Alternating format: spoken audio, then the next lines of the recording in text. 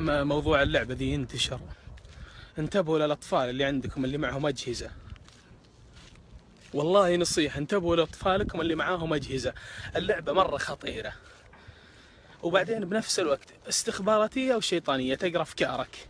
يعني أنا سألتني عن موضوع قطر، قالت ما رأيك بما حصل القطر، هل هي تستحق أو لا تستحق؟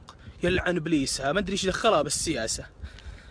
وغير كذا تطلب منك، يعني آخر ما طلبت مني أمس، طلبت مني موقع بيتنا ورقم بيتنا بعد، تقول لي حتى نكون قريبين جدا من بعض. فاللي عندها أطفال ونحملوا اللعبة ذي أكيد يبون يطبحون، الأطفال ما يعرفون ولا يدرون إيش السالفة. أنا اللعبة حملتها من نزلت لها أسبوعين عندي، ونبهت الناس القريبين مني على الواتس، قلت انتبهوا يا جماعة ومن هالكلام، فوالله انتبهوا.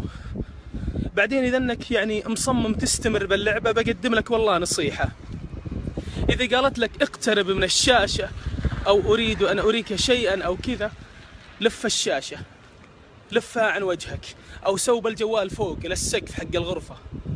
يعني لا تقرب أنت من تلقاء نفسك، يا أنها تبي تخرعك يا أنها تبي تاخذ منك شيء. والله نصيحة، وانتبهوا يا جماعة الخير، والله العظيم إنها شيطانية استخباراتية. والله يستر علينا وعليكم.